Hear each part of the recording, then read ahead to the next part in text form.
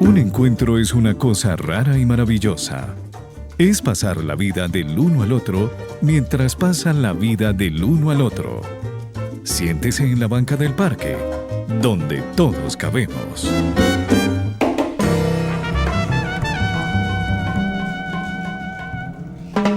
¿Qué tal si en su familia le hablan desde muy pequeño sobre sus derechos y sobre los deberes que tiene como ciudadano, pero los derechos y deberes que tiene con usted mismo, con usted misma, empezando por la dignidad hasta que se haga costumbre, como dice nuestra vicepresidenta aquí en Colombia, Francia Márquez? Es interesante cómo en muchos hogares nunca nos hemos sentado a hablar sobre qué es la salud, la dignidad, la vida digna y, por supuesto, un poco menos, qué es la muerte digna.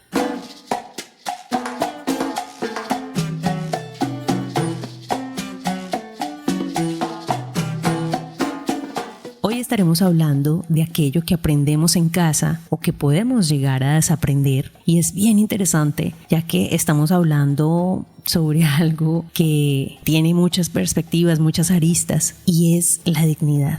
Vamos a ir a muchos temas interesantes, pero para eso requerimos de una experta profesional y por eso invitamos a una amiga de la casa. Ella es Lina Paola Lara Negrete, psicóloga de la Universidad Nacional de Colombia, magíster en Psicología e Investigación de la Universidad de los Andes, formada en perspectiva del transcurso vital. Es facilitadora en procesos de acompañamiento basado en acción sin daño, ética del cuidado, acompañamiento pedagógico y conciencia plena del respeto a la autonomía. Actualmente es directora ejecutiva de la Fundación Pro Derecho a Morir Dignamente, que por supuesto les invitamos a que pasen por esta página también para que puedan enterarse de muchos más temas que enriquecen este conocimiento. Lina, te damos la bienvenida acá a Banca. Gracias por estar con nosotros. Gracias a ti, Hagde, y a todo el equipo de la Banca por esta oportunidad para sentarnos aquí y pensar despacio. Así es. La Banca hoy trae un tema muy interesante y que tiene muchas discusiones. Bueno, digo discusiones es porque hay muchas cosas que aprendemos en casa que tal vez nunca nos quitamos, taras que nunca nos quitamos, aprendizajes que se marcan en nuestra mente, en nuestro espíritu, espero no más en la mente. Y es difícil entrar en esa razón de esto que me enseñaron lo puedo cambiar. Pero qué interesante y cómo podríamos generar menos inconvenientes en los niños, en los jóvenes, ahora si somos adultos conscientes de cómo estamos llevando esa crianza. Hoy hablamos de la familia y el aprendizaje. Cuéntame, Lina, ¿qué opinión tienes respecto a estos aprendizajes en familia y esta autocrianza y crianza respecto a temas de dignidad? Yo quisiera comenzar, Hagdi, por una reflexión que creo que importa mucho tener en cuenta y que tiene, como dices tú, varias aristas. La primera de ellas es que tenemos una gran esperanza o una gran apuesta en las familias, es decir, la Constitución colombiana y muchas otras también en el continente hablan de la familia como el núcleo central de la sociedad, como el núcleo básico, como la escuela primera,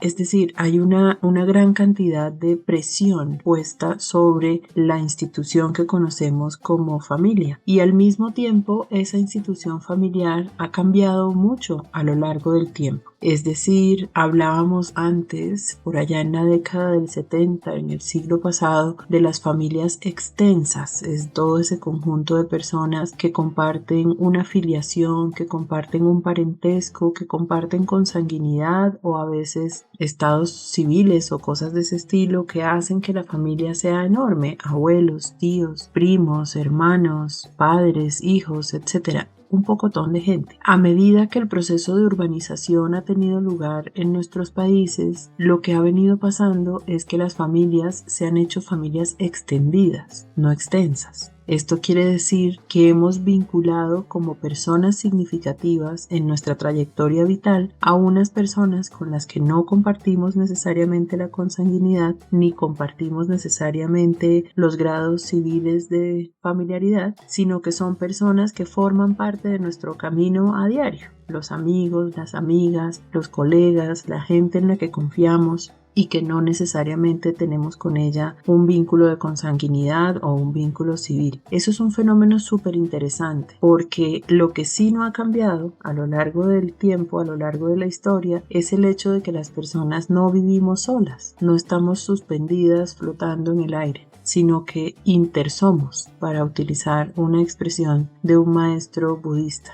Interser significa estar en relación con, ser en relación con otras personas. Con ellas todas vamos caminando. De manera que esa escuela primera que recibimos en las familias es una escuela que se ha enriquecido con el paso del tiempo en las sociedades en las que vivimos, urbanizadas la mayoría, y de ella forman parte, como una infinita parentela, una cantidad de personas de las cuales aprendemos todo el tiempo, con las cuales tenemos conversaciones que, como las personas, también pueden llegar a ser significativas, compartimos pareceres, aprendemos y por supuesto también desaprendemos en el camino. Hay muchas cosas que ponemos en cuestión o que sometemos a crítica gracias al acompañamiento amoroso que nos ofrecen las personas con las que caminamos alrededor. Las personas que se sientan con nosotras en la banca, por ejemplo, a escuchar esta conversación, a poner en consideración aquello que creía que era sólido y que resulta que sí es flexible y se puede transformar. Una realidad que compartimos, además de interser con otras personas, es la realidad de que todo cuanto aprendemos es flexible en la medida en que vivimos en un mundo cambiante y somos al mismo tiempo personas muy cambiantes. Al principio de la vida podíamos tener unos principios muy fuertes y muy firmes que poco a poco nos damos cuenta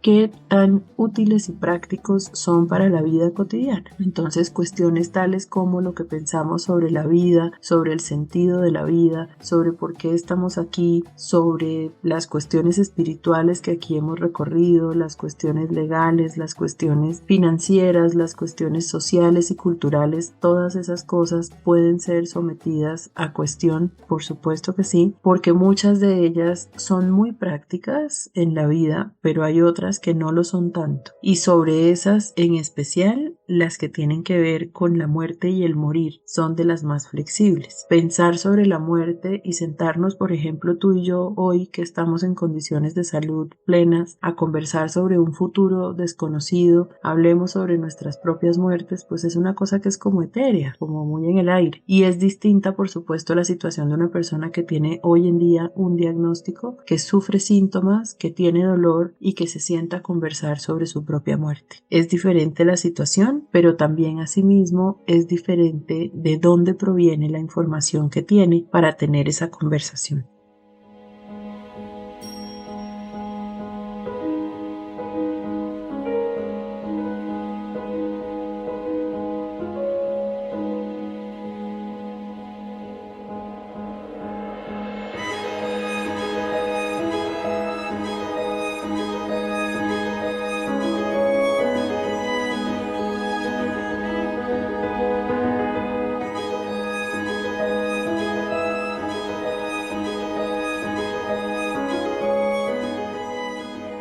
Gracias, Lina, por esta introducción tan necesaria y claro, le abre a uno muchos paralelos para poder pensar en cómo nos educamos y me encantó interser, me gustó. Siento que esa es la característica de o es la palabra característica de este podcast. ¿Cómo pueden los familiares equilibrar sus propios deseos y creencias con los deseos del ser querido que está considerando un paso digno, un paso de muerte digna?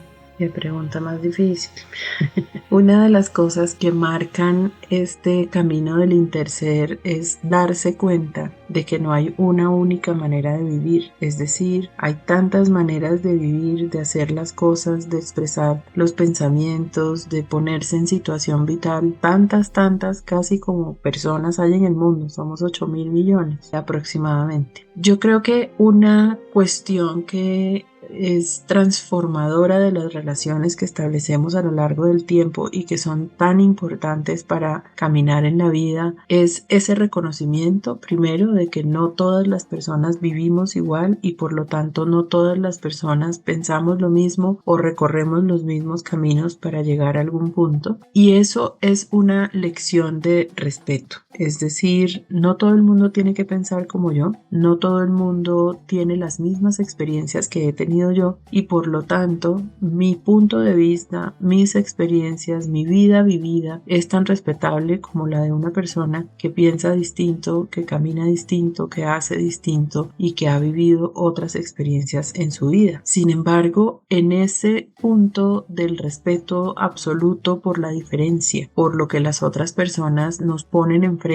y la manera como esas personas a veces nos sugieren cuestionamientos o nos afirman convicciones que tenemos, también puede pasar, pero hay un asunto allí innegociable en términos del respeto y es la cuestión de la dignidad.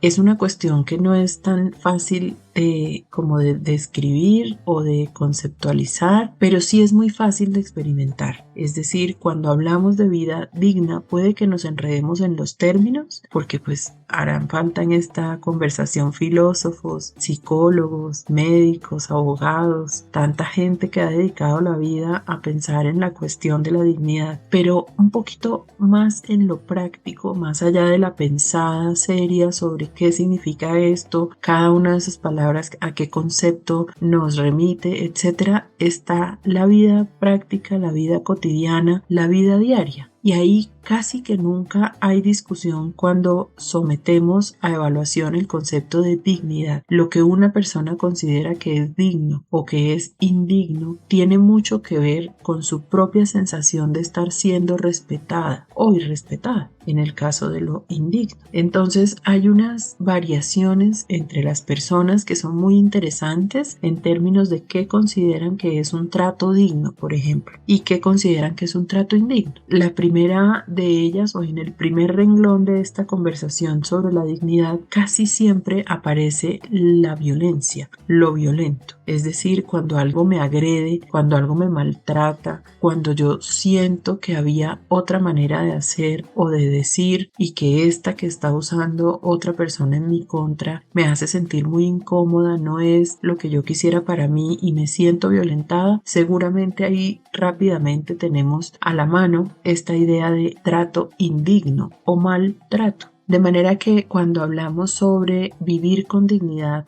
por lo general estamos pensando, sin que lo digamos de esa manera, en un sistema de cuidados a nuestro alrededor, que puede empezar con el nivel relacional más simple, es decir, entre una persona y otra, ser cuidadoso en el trato, ser cuidadoso en las palabras que usamos para referirnos a alguien, para expresar nuestras emociones, para expresar nuestros puntos de vista, etc. Eso es cuidado. Y cuando las personas sentimos que sobre nosotras no hay cuidado, es decir, que estamos siendo descuidadas de algún modo, por lo general consideramos esto es indigno, esta no es la vida digna que yo quisiera tener. Y eso, extrapolándolo a nuestro tema grande de conversación que es la muerte digna, está también en el centro de la conversación sobre el final de la vida. Es decir, ¿qué es aquello que consideramos que podría llamarse digno cuando las condiciones de salud fallan y las condiciones de enfermedad aparecen? ¿Qué es aquello que nos parece que nos haría sentir muy incómodas o muy maltratadas en una situación en la cual dependemos, por ejemplo, del cuidado de otras personas?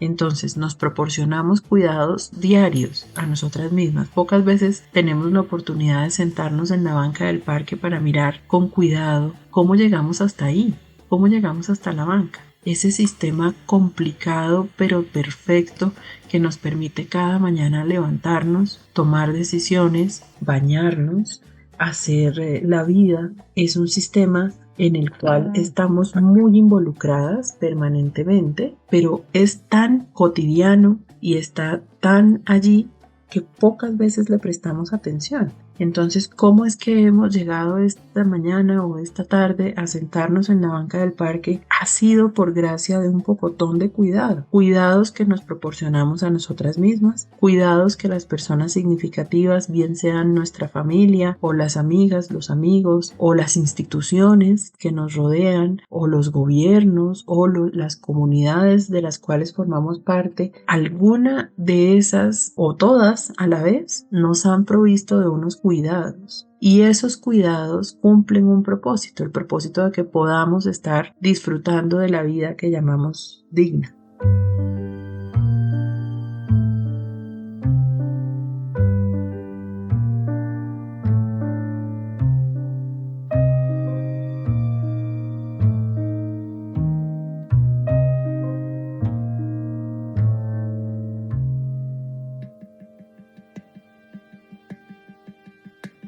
Es el momento para hablar sobre la psicóloga peruana Ana Estrada. Ella, enferma de poliomielitis desde los 12 años, nos cuenta un poco más de su historia para poder entablar, digamos que literalmente, este proceso o este tema de dignidad. Y lo traemos justo hoy, el día en que se habla también de ese aprendizaje en familia respecto a la muerte digna. Y nos parece interesante, bueno, lo pongo sobre la mesa y es una noticia en tendencia, pero también hablábamos fuera de micrófonos cómo se necesita en ocasiones y lamentablemente de ejemplos como este para poder llegar a entender qué es muerte digna. Y también que lo ponen en vista de todos y cómo los medios de comunicación también hacen ese juicio antes de que la gente lea o entienda un poco más sobre el proceso que llevó esta persona. Cuéntame qué opinas sobre este caso. Los contextualizo un poco más a los que nos escuchan. Fue una mujer peruana de 47 años que sufrió de una enfermedad incurable y degenerativa. Es un caso que generó un impacto por ser la primera persona en reclamar su derecho a morir en un país como Perú. Accedió a la eutanasia e informó de esto a su abogada que estaba acompañando el lunes pasado, 22 de abril, que estaba acompañando este proceso, y ella ejerció ese derecho fundamental y también indicó a su abogada en un comunicado para comunicarlo al espacio público, a la vía pública, al mundo. Entonces, ¿qué opinas, Lina, de este paso? Para ponerlo en contexto, como tú bien dices, me parece que es muy importante que enlacemos la conversación que estábamos teniendo sobre en dónde aprendemos el respeto y la dignidad y el lugar que las familias tienen en ese acompañamiento que nos hacen para darnos cuenta de qué significa el respeto y qué significa el trato digno. Ese que queremos recibir y que estamos obligadas, por supuesto, a dar. Esas cuestiones que aprendemos en esa escuela primera son cuestiones que también están muy relacionadas con de dónde proviene la información que recibimos. Y en la mayoría de las familias, la puerta está abierta para escuchar primordialmente a los medios masivos de comunicación y después otras fuentes. Después lejísimos. O sea, primero está como la conversación o el diálogo que viene de fuera, que viene de estos medios de comunicación gigantescos y que tienen una presencia mucho más permanente de lo que creemos en el, como dicen, el ruido de fondo. Es decir, muchas personas acceden a la prensa por radio, por televisión, por prensa escrita, y lo que sucede en esas noticias que recibimos muchas veces es aleccionador en términos de dignidad. O sea, aquí hay el caso de una persona que ha dado una batalla por su dignidad, pero también muchas otras veces es entendida o es sentida como una cuestión que tiene mucho que ver con los heroísmos individuales. Y hay un texto bellísimo que está contenido en una de las sentencias de la Corte Constitucional colombiana que despenalizó alguna de las 4 formas de muerte digna que están despenalizadas, y es que esa sentencia alude al hecho de que no es necesario que sigamos teniendo más heroísmos para garantizar un derecho que tenemos todas las personas. Es una decisión muy personal dar la batalla y ponerla en los medios de comunicación, y entendido así como con esa lógica de la batalla y de la guerra que hay que dar para que se nos garanticen los derechos, es que podemos ponerle un contexto grande a esos casos de personas como la psicóloga peruana, tanto como el el caso de Paola Roldán, la ecuatoriana, que en febrero logró que la Corte Constitucional de Ecuador despenalizara la eutanasia para personas como ella, que sufría de una esclerosis lateral amiotrófica. Aquí en Colombia hemos tenido también algunos casos que han hecho, digamos, que se muevan esas raíces profundas que tenemos del irrespeto a los derechos humanos y que nos han puesto en la conversación y en el diálogo sobre cómo se pueden respetar esos derechos para los casos de personas que tienen enfermedades graves e incurables y que la única perspectiva que tienen o el pronóstico médico es seguir aguantando dolor. Ha sido muy interesante que esos casos aparezcan en la prensa, porque han producido un efecto que yo creo que es aprovechable, y es el efecto de poder tener estas conversaciones en casa. Como esa información llega directamente a casa, hay un estudio viejo que yo no le he seguido la pista a ver si se ha renovado, pero hay un estudio viejo que habla sobre el impacto que tiene ponerle el televisor con las noticias a la hora en la que almorzamos o a la hora en la que comemos en familia. Hay allí muchas cosas que pensar sobre de qué acompañamos ese momento vital del alimentarnos, o sea, el alimento y el encuentro entre las personas significativas. Y sin duda alguna, cuando estamos en esa situación en la que estamos con personas con las que vivimos, con las que compartimos la vida, tomando el alimento que compartimos, y por eso la unidad se llama hogar, y de repente hay allí un televisor o un radio contando que hay una señora que ha dado una batalla durante 30 años, ha sufrido dolor en su cuerpo y al final le han permitido irse con dignidad, es decir, parar el sufrimiento y buscar una alternativa definitiva. Seguramente eso tiene un impacto, seguramente sobre eso pensamos un poco, y seguramente, a menos que estemos experimentando una situación similar, esa proyección que hacemos sobre el futuro y sobre qué haría yo en un caso como ese, es muy probable que la nota de prensa propicie esa reflexión. ¿Qué haríamos en caso de que alguna de nosotras, personas que nos queremos mucho, estuviera pasando por una situación como esa? Y el descubrimiento más interesante que hemos hecho cuando hablamos de derechos fundamentales es el descubrimiento de que el respeto por el punto de vista y el deseo del otro es lo que prima siempre. En la Fundación Pro Derecho a Morir Dignamente, en la que yo trabajo, muchas veces recibimos personas que dicen: yo no estoy de acuerdo con esta solicitud que hace mi madre o mi padre, pero voy a dar hasta el último aliento de mi vida para que lo logren, porque ese es su deseo. Su deseo es que les sea aplicada la eutanasia. Yo puedo no estar de acuerdo con eso, pero dado que ese es su deseo y dado que ese es, digámoslo así, el procedimiento que va a terminar con esta gran cantidad de dolor y sufrimiento, pues yo aquí estoy lista para ir a dar la pelea en el sistema de salud y que esas personas que amo o esa persona a la que yo amo logre una salida digna que pare el sufrimiento por una parte y que por otra parte le deje tranquila en relación con esto es lo que corresponde a sus principios y a su manera de entender la vida y a su manera de entender la dignidad.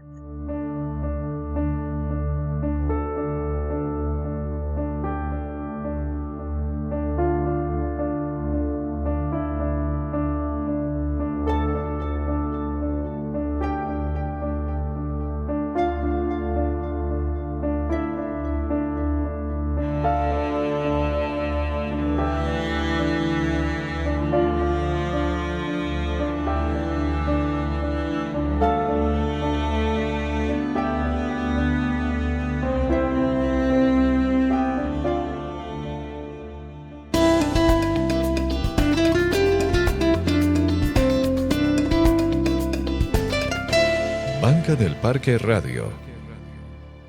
Lina, ¿cuál es la tarea del día de hoy? La tarea del día de hoy es, como siempre, una tarea que se oye fácil, pero que seguramente implica mucha disciplina, por decirlo de algún modo, o por lo menos un compromiso grande para poder lograrlo. ¿Hace cuánto no hacemos un recuento de quiénes son las personas significativas a nuestro alrededor? ¿Quiénes son esas personas a las cuales les debemos gratitud infinita por lo mucho que nos han acompañado por lo mucho que hemos aprendido de su mano y por lo mucho que también ellas nos han ayudado a desaprender. Esas personas que nos ofrecen retroalimentación constante sobre nuestros hábitos, sobre las cosas que hacemos, decimos, pensamos, sentimos. Esas personas con las cuales podemos hablar no importa qué esté sucediendo y siempre están allí para nosotras. Ese inventario es la tarea de hoy. ¿Con quiénes camino? ¿Con quiénes intersoy? Y probablemente allí haya respuestas sobre con quiénes cuento y quiénes cuentan conmigo a lo largo del tiempo. Muchas gracias, Lina, y muchas gracias a ustedes también que nos escuchan del otro lado. Agradecemos este tiempo para sentarse en la banca. Mil gracias, Hagdi, por esta oportunidad maravillosa de sentarnos en la banca del parque y de conversar sobre estos temas que yo sigo pensando siempre y defiendo. No son conversaciones difíciles.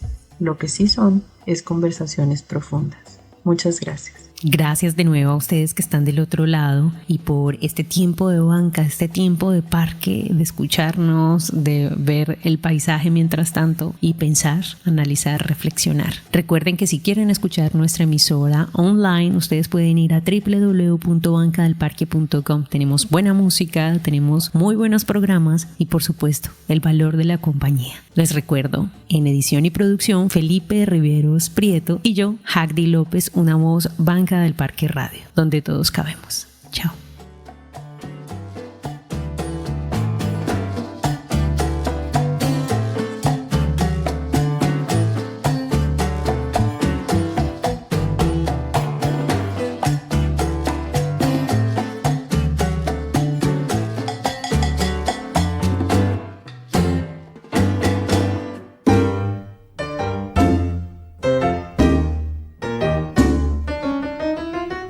Ahora la banca del parque queda sola.